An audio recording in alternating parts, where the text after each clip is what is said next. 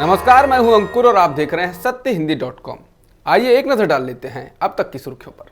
नारद घूस कांड मामले में गिरफ्तार टीएमसी के 4 नेताओं को मंगलवार सुबह जेल भेज दिया गया। इन नेताओं में नगर विकास मंत्री फिरहाद हाकिम, पंचायत मंत्री सुब्रत मुखर्जी, विधायक मदन मित्र और विधायक शोभन चट्टोपाध्याय का नाम शामिल है। सीबीआई ने इन चारों को सोमवार सुबह गिरफ्तार किया था। इन नेताओं को गिरफ्तार कर कोलकाता स्थित बैंक्शॉल कोर्ट में पेश किया गया। सीबीआई की विशेष अदालत ने टीएमसी के चारों नेताओं को जमानत दे दी थी, लेकिन चुनौती दिए जाने पर कोलकाता हाई कोर्ट ने उनकी जमानत पर बुधवार तक स्टे लगा दिया।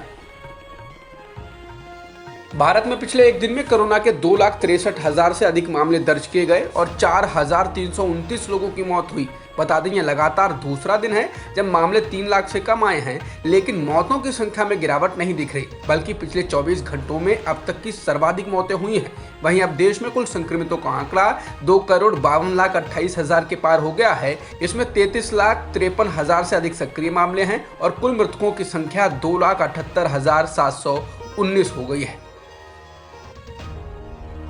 इलाहाबाद हाईकोर्ट ने कहा कि उत्तर प्रदेश के गांवों और छोटे शहरों की चिकित्सा व्यवस्था पूरी तरह से राम भरोसे है। जस्टिस सिद्धार्थ वर्मा और अजीत कुमार की उच्च न्यायालय की खंडपीठ ने टिप्पणी संतोष कुमार नाम के शख्स की मेरठ के एक अस्पताल में मौत होने के बाद की। दरअसल मेरठ के अस्पताल में संतोष नाम के शख्स की मौत बाथरूम में गिरने के बाद हो गई। अस्पताल की ऐसी लापरवाही कि उसने व्यक्ति की फाइल ही खो दी, जिससे वो व्यक्ति की पहचान ही नहीं कर पाए और बाद में शव को एक अज्ञात के तौर पर भेज दिया। इसी को लेकर हाईकोर्ट ने फटकार लगाई और कहा कि अगर मेरठ जैसे शहर के मेडिकल कॉलेज की ये स्थिति है तो छोटे शहरों और गांवों की पूरी चिकित्सा प्रणाली राम भरोसे होगी।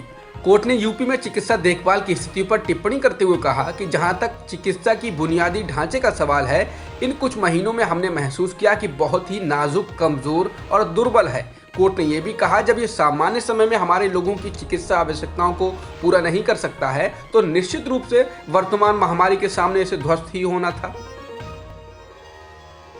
इंडियन मेडिकल एसोसिएशन के चीफ रह चुके और पद्मश्री से सम्मानित डॉक्टर के अग्रवाल का 62 साल की उम्र में सोमवार को कोरोना की वजह से निधन हो गया। उनके परिवार ने जानकारी दी कि वे कई दिनों से कोविड से पीड़ित थे और पिछले कुछ दिनों से वेंटिलेटर सपोर्ट पर थे। कमलनाथ सरकार में मंत्री रहे कांग्रेस के सीनियर विधायक उमंग सिंघार के खिलाफ भोपाल पुलिस ने महिला मित्र को आत्महत्या के लिए उकसाने के आरोप में एफआईआर दर्ज की है। पहले से शादीशुदा और 2 बेटों के पिता सिंघार राज्य की पूर्व उप मुख्यमंत्री जमुना देवी के सगे भतीजे हैं। कांग्रेस के पूर्व अध्यक्ष राहुल गांधी के करीबी युवा नेताओं में सिंघार की गिनती होती है। बता दें कि उमंग सिंघार के भोपाल स्थित निजी निवास पर रविवार शाम को हरियाणा की 39 वर्षीय महिला सोनिया भारद्वाज ने सुसाइड कर ली। आरोप है कि सिंघार और अंबाला निवासी यह महिला काफी वक्त से लिव इन में रहे थे।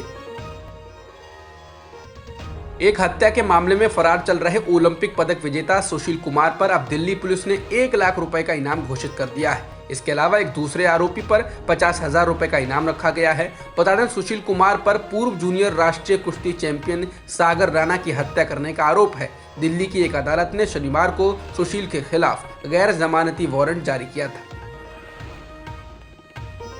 भीषण चक्रवाती तूफान ताउते ने भीषण तबाही मचाई है। महाराष्ट्र में इससे कम से कम 6 लोगों की मौत हो चुकी है। कम से कम 17 लोगों के घायल होने की खबरें हैं। गुजरात में एहतियात के तौर पर सेना को बचाव कार्य के लिए लगाया गया है। गुजरात के अहमदाबाद एयरपोर्ट को मंगलवार सुबह 5 बजे तक के लिए बंद करना पड़ा। इससे पहले मुंबई के एयरपोर्ट पर भी सेवाएं प्रभावित हुई थी।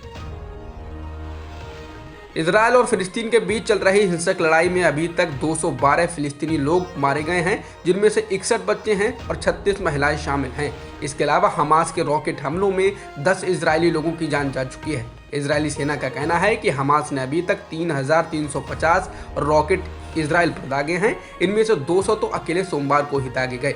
इसके अलावा इजरायल ने हवाई हमले और तोप से हमलों में कम से कम 130 उग्रवादियों को मार गिराया है। अब तक की खबरों में इतना ही। बाकी खबरों के लिए बने रहिए सत्यहिंदी.com के साथ। सत्य हिंदी का ऐप डाउनलोड करें गूगल प्ले स्टोर पर।